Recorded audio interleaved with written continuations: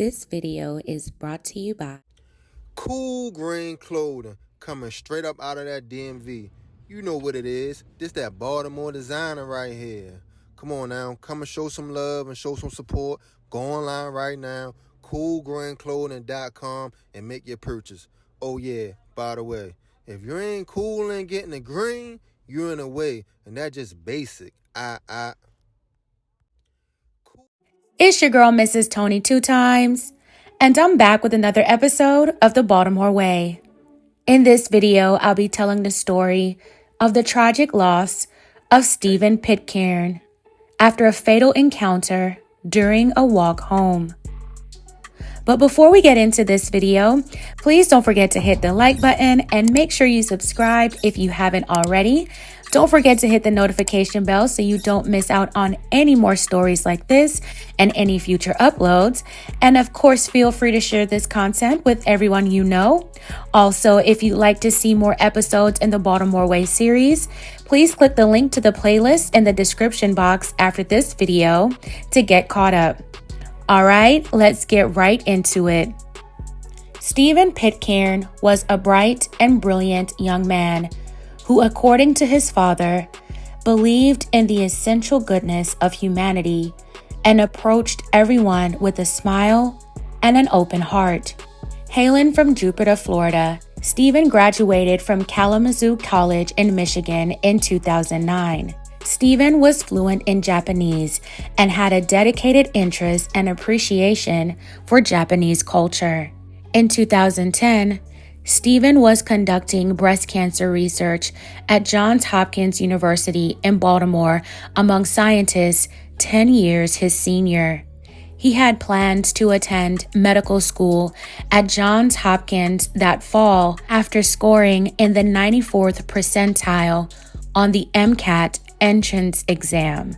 Although he didn't come from a science background, Stephen had a gift. Stephen came from a loving family, and they kept in touch often, even though they lived in different parts of the country. On July 25th, 2010, at around 11 p.m., Stephen arrived at Penn Station in Baltimore City after returning from a trip to New York where he celebrated his 24th birthday with his sisters and cousins. His actual birthday was just 2 days away. After getting off the train, Stephen began to walk home to his apartment in the Charles Village area of the city. He spoke on the phone to a college friend briefly before hanging up to call his mom to let her know he was back in Baltimore. Stephen asked his mom to stay on the phone with him during his 15 to 20-minute walk home. He told his mom he felt safer when she was on the phone with him. As Stephen walked down St. Paul Street, he chatted with his mom about his weekend. Unbeknownst to Stephen, he was being scoped out by two people on a mission to find their next come-up. In a bar across the street from the train station, a couple lurking spotted Stephen leaving the station. The pair had earlier discussed the idea of robbing someone. The guy said he needed money, and the woman knew what he meant. They left their apartment and went on the lookout for someone who looked like they had money. Once the couple decided that Stephen was their target, they trailed him on foot as he walked home. Stephen, still unaware of the threat, continues his conversation with his mom, when suddenly Stephen's mother hears a lot of noise and commotion. She heard her son say he didn't have any money, and he said, "Here, take my wallet." Then she hears a man say, "Shut up," twice. She heard what sounded like a scuffle and shuffling sounds. As she yelled, "Hello, hello," someone disconnected the phone. Stephen's mom got in touch with Baltimore 911, and by the time she reached them, officers were already aware. A resident who witnessed what happened to Stephen from his window called 911. The resident stayed on the scene with Stephen until emergency personnel arrived. Stephen was alive but barely conscious. He had a life-threatening wound to the chest. The resident said the last words he could make out Stephen saying was "Mom." Paramedics rushed Stephen to Johns Hopkins Hospital to be treated. 40 minutes later, police were notified that Stephen didn't make it. He had a 2-inch gash to his heart that punctured the main artery. He passed away at 12:05 a.m. on July 26, 2010, on the eve of his 24th birthday. Stephen's family was notified of the devastating news. Homicide detectives began their investigation into Stephen's slaying. From witness statements and surveillance footage, police worked on identifying the suspects: 38-year-old John Wagner and his girlfriend of 2 years, 25-year-old Lavelva Merritt. The couple lived in an apartment owned by Lavelva's mother on the 2600 block of Maryland Avenue. The couple stayed there with Lavelva's family, including her cousin and his girlfriend. During a search of the apartment, evidence related to Stephen's slaying was found. Investigators found freshly washed clothes, blood-stained shoes and a hat, Stephen's cell phone, the card portion of Stephen's coach wallet, several knives, among other things. John Wagner was taken into custody just hours after the incident. On July 27, 2010, John Wagner was charged with slaying Stephen Pitcairn. Lavelva Merritt would also face similar charges after she refused to cooperate. Stephen was laid to rest in his hometown of Jupiter, Florida. Many guests attended. Some even traveled hundreds of miles to pay their respects. Stephen had a huge impact on the people around him. He had big plans and even bigger dreams, especially when it came to his contributions to cancer research. Months later, Lavelva decided she had a change of heart and wanted to tell the truth because what happened to Stephen wasn't supposed to happen. She told police that during the holdup, John was trying to close the pocket knife and swung Stephen around and ended up poking him. She punched Stephen and took his cell phone out of his hands.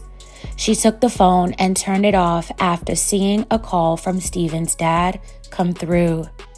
Her thumbprint was eventually found on Stephen's phone. Lavelva said she was protecting John and not herself when she chose not to tell the whole truth before. She told detectives about the conversation with John about needing some money, which meant to go out and rob. They also discussed their plans with Lavelva's cousin and his girlfriend. After the incident, Lavelva's cousin used Stephen's credit card to get gas for cash at a couple of gas stations. The proceeds were split and a purchase of Ready Rock was made. John and Lavelva's cousin split the cash and drugs down the middle. Lavelva planned to sell Stephen's phone the next day. In the early morning hours following the incident, police were flagged down by Lavelva's cousin's girlfriend, and she told police her boyfriend had something to do with Stephen's slaying. Police took them both in, and they also gave their statements. They told detectives that John told them what he had done. Lavelva was offered a plea in exchange for testifying against her once lover, John Wagner. John went to trial in August 2011. He was found guilty of felony hit and conspiracy. In October 2011, John was sentenced to life in prison plus 20 years. The following month, Lavelva was sentenced to 15 years after pleading guilty to a lesser charge. A month later in December, John was slapped with 7 more years for probation violation. Both he and Lavelva were on probation at the time of Stephen's slaying. Stephen's family promised to continue his legacy, and they do even to this day, with the Stephen B. Pitcairn Memorial Scholarship Fund in his honor at Johns Hopkins University School of Medicine, which aids students who came from non-science backgrounds just like he did. May Stephen Pitcairn continue to rest in peace. My well wishes are with his family and loved ones. It's just very unfortunate that Stephen, who had a passion for people and may have contributed to curing many people one day, lost his life so senselessly. John and Lavelva's plot to take from someone that night ended with them taking a life. Although they had no intention of doing that night, their choice led them down that path just that quick. Sometimes life can lead you down a path you can't turn back from. That's why it's so important to work on yourself daily before things get to the point of no return. Stay aware. Work on staying conscious. A split second can change everything. Fam, tell me your thoughts and opinions on this story in the comments. All right, fam, that's it for this episode of the Baltimore Way. Thank you all so much for watching. Please don't forget to like, share, and subscribe. This is your girl, Mrs. Tony 2 Times, and I'm out.